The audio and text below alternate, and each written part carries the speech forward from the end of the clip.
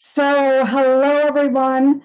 I am so excited to be here with Pam Younghans, and she is going to be really treating us to an exciting presentation called Acceleration. The Cosmic Plan Gains Momentum, Wednesday, July 9th, right after the big holiday. And we have so much upcoming. I wanted Pam to give us a little preview of what we could expect to have happen. In July, August, September are the 3 months that we are going to cover. So, Pam, welcome. Great. Thank you, Elsie. It's really good to see you again. Now, Pam, I would like to start by asking you about Uranus. That seems to be the big buzz all over YouTube. All of this information about Uranus that is going to be entering Gemini. True. Yes, it feels like every other YouTube right now has Uranus and Gemini. And there are different ways to pronounce it, so don't worry about us pronouncing it differently. So, yeah, Uranus does change signs every 7 years or so. So, that in and of itself isn't the huge deal, but what it's setting up, what it's setting into motion is really big. But I want to start out just by saying we've had 7 years of Uranus being in Taurus. So think of Uranus as being very electrical. Now, Taurus is Earth. So when we want to dampen down lightning, we put in a grounding rod and it goes into the earth and it kind of dissipates. So, yes, there have been plenty of changes in the last 7 years. So I don't want to discount what's been going on. But still, Taurus moves very slowly. So Uranus moving into Gemini, which is an air sign, is just like this acceleration. One of the main reasons that I gave the webinar that title, it just feels like the container's off. You know, lightning flies through air. Think of static electricity. I looked up to see what air was, and it actually can be a buffer against electricity. But when the situation is right, when there are enough things excited in that air, it becomes a really strong conduit. So that's the first step, moving from an earth sign into an air sign. Now Uranus, the planets go retrograde, which is they appear to go backwards. So we are actually going to get Uranus moving back into Taurus in the fall. So it's not going in for good. It's not going in for the next 7 years, but we're certainly going to get some really strong flavors of what that's about. And I don't know about others, but I feel like I'm already feeling it. I mean, Uranus right now, as we're filming this on June 30th, June 29th, it's just a week away. Uranus will be at 0 degrees of Gemini. So it's at 29 degrees and some minutes of Taurus right now. And think about the constellations in the sky. There's not a clear demarcation between, oh, here's Taurus, there's Gemini, we have to give it degrees. So we have to give it an exact date. But my sense is we're already starting to feel it. So it does feel very active to me and it feels very exciting to me. So do you sense that, Elsie? Do you have a sense of that excitement in the air a bit? Yes, absolutely. No question about that. As Okay. we said earlier, I don't think time can move any faster, but as soon as I saw that title, acceleration, I said, here we go again.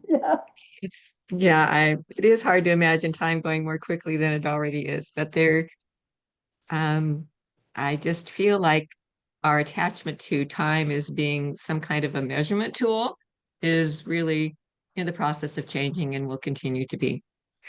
Now, one of the very exciting things, what's making this Uranus going into Gemini even more special and spectacular is that it is setting up I'm looking at my webinar, at my PowerPoint. I've started working on the slideshow. So it's going to set up three really strong interactions with other planets that are already in air signs. So we're going to have, for people who know astrology, Uranus sextile Neptune. That just means Uranus and Neptune are working well together. Uranus is a planet of higher consciousness. Neptune is a planet that has to do with our spiritual path and our spiritual evolution. So those are working in harmony together. So that's a part of the acceleration. An even bigger one is Uranus in trine to Pluto. So trine is another harmonious relationship, even stronger than the sextile. Uranus and Pluto together, they're both big change makers. The way to think about Uranus and Pluto is to go back to the last time they were conjunct, which means aligned, which was 1965, 1966.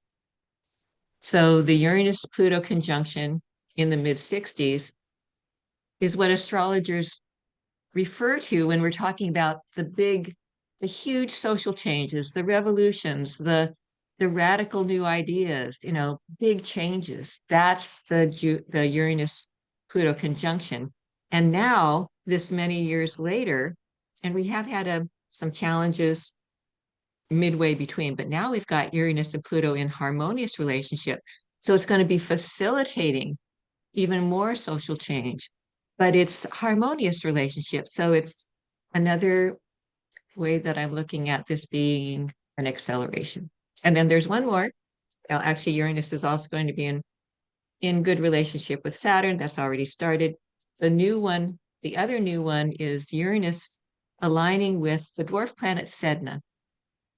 So talked a lot about Sedna in last webinar, and I'll do more in the coming webinar.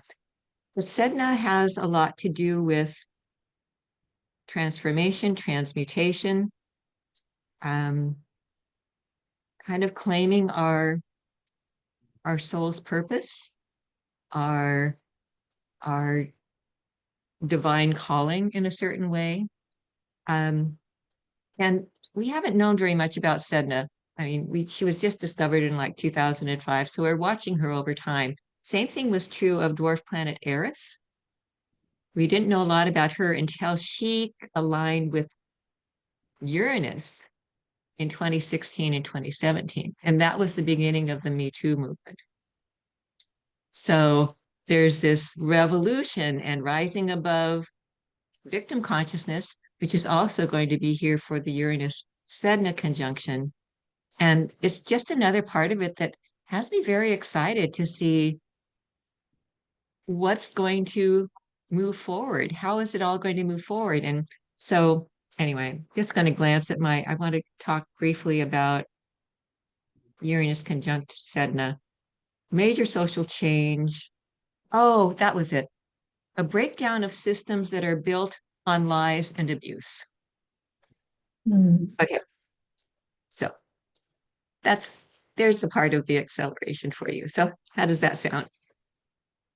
Well, sounds very exciting. And I also want to have you touch briefly on the fact that in September, we're going to move into the next eclipse season, which also adds to the acceleration and change. Yeah. Eclipses, we get pairs of eclipses usually. Sometimes we get 3, but pairs of eclipses every 6 months. And they always coincide with some really major shifts for planet. And what's very fascinating about the 2 eclipses in September, so eclipse season is basically the entire month of September. Okay. Both eclipses will have a total lunar eclipse, and then we'll have a partial solar eclipse.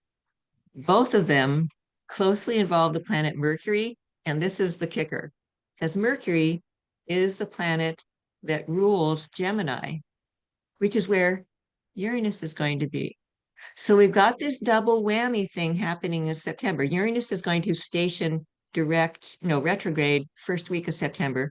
We have these 2 eclipses. It's all emphasizing this download of information and changes in how we think and new ideas coming in, revolutionary new ideas. It's just one thing we want to be sure of is that we have good support for our nervous systems. And I know, Elsie, you do great work in that thing. So maybe you'll want to focus on some of those kind of practices to keep our nervous systems calm.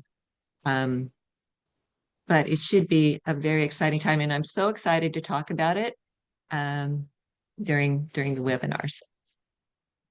Well, Pam, I am too. And we are going to again be on Wednesday, July 9th. I'm going to put the link in. So if you haven't registered, come join us. We'll be on for 90 minutes. The webinar will be recorded.